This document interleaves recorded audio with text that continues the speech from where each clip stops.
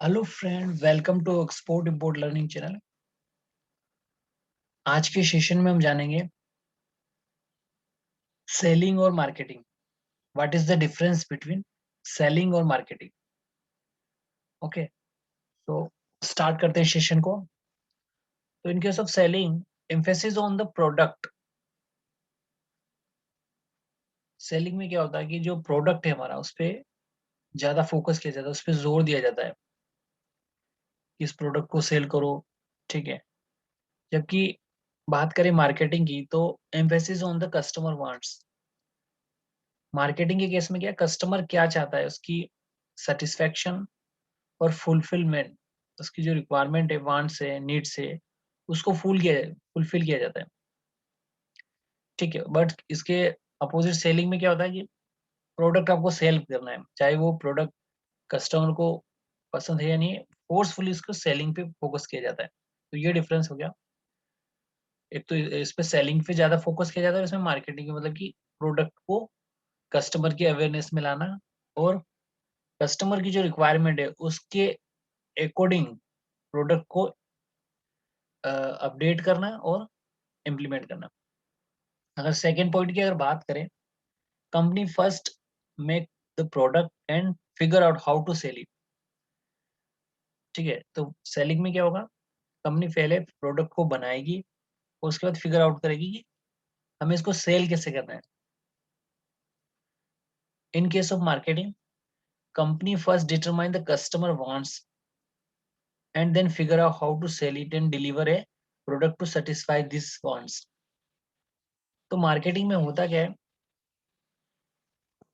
Focus किया जाता है कि कस्टमर की रिक्वायरमेंट क्या है, उसके अकॉर्डिंग प्रोडक्ट को बनाया जाता है और प्रोडक्ट को फिगर आउट किया जाता है कि सेल कैसे करना है। ठीक है। उसकी डिलीवरी के बारे में सोचा जाता है। तो मेन फोकस ये है कि जो कस्टमर की रिक्वायरमेंट क्या है, वो क्या चाहता है इस प्रोडक्ट रिलेटेड। फॉर एग्जांपल, आपने देखा होगा कि हमारे पास कई सारी कॉल्स आती है इंश्योरेंस की और इस टाइप की। जिस टाइम कभी भी कॉल आ जाएगी आप ये प्रोडक्ट लोगे, तो ये हो गई आपकी सेलिंग। बट मार्केटिंग में क्या होगा कि as per requirement of the customer figure out किया जाएगा, उसके बाद इस प्रोडक्ट बनाया जाएगा और उसको सेल किया जाएगा। तो इसमें फोकस किया जाता है कि जो प्रोडक्ट है आपका, वो कस्टमर के एज पर कस्टमर हो। ठीक है। इसको फोर्सफुली सेल पे इस पे फोकस नहीं किया जाएगा, जैसा कस्टमर चाहता है वैसे ही, ताकि वो ऑटोमेटिकली सेलिंग में आए।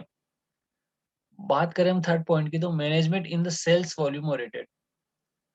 तो यहाँ पे देखा जाता है कि जो मैनेजमेंट है वो सेल्स वॉल्यूम पे फोकस करता है। ओके।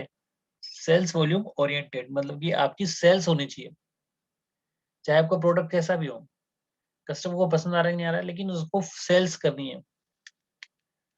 ठीक है। इसकी वजह अगर बात करें मार्केटिंग के इसके अपोजिट में, तो management is the profit oriented. इसमें फोकस किया जाता है प्रॉफिट पर। Next point, selling planning in short term oriented in term of today product and market. Planning selling के इसमें क्या होगा, जो इसकी प्लानिंग होगी वो शॉर्ट टर्म ओरिएंटेड होगी कि भाई आज तुझे इतने प्रोडक्ट बेचने हैं कैसे भी करके। ठीक है। प्रोडक्ट है उसको मार्केट ले जाके सेलिंग कर दो, ठीक, directly. But in case of marketing, planning long term oriented and new product tomorrow's market and future growth. यहाँ पे सेलिंग की अगर बात करें तो क्या कि प्रोडक्ट की जो क्वालिटी है उस पर कोई ध्यान नहीं दिया जाएगा, उसको सेल करने पे ध्यान दिया जाएगा। ठीक है। चाहे वो फ्यूचर में चले ना चले, बट करंट में उसकी सेलिंग वॉल्यूम ओरिएंटेड होना चाहिए या हाई होना चाहिए। जब मार्केटिंग में क्या है कि प्लानिंग जो होती है उसकी लॉन्ग टर्म ओरिएंटेड होती है, मतलब लंबे समय के लिए। ऐसा नहीं कि सिर्फ आज इनको खत्म करना है। नहीं, आपका प्रोडक्ट ऐसा होता है मार्केटिंग के लेवल में कि प्रोडक्ट से कस्टमर की जो रिलेशनशिप है वो बन जाती है और वो फ्यूचर तक बनी रहती है। ठीक है। तो ये एक पॉइंट हो गया। Running long run oriented term new products tomorrow market. वो जो जो कस्टमर के फीडबैक है उसके बेस पे न्यू प्रोडक्ट और उस एग्जिस्टिंग प्रोडक्ट को अपडेट करना और फ्यूचर ग्रोथ पर इस पे फोकस किया जाता है। लास्ट पॉइंट है प्रेशर नीड्स और सेलर। यहाँ पे क्या है कि सेलिंग के केस में क्या प्रोडक्ट आपने मैन्युफैक्चरिंग कर दिया और सेलर को पकड़ा दिया और प्रेशराइज किया कि सेल करो इसको, ठीक है, आपको इतना इंसेंटिव मिलेगा, आपको जितने ज्यादा सेल करोगे उतने इंसेंटिव होंगे, तो प्रेशर किया जाता है सेलिंग पे।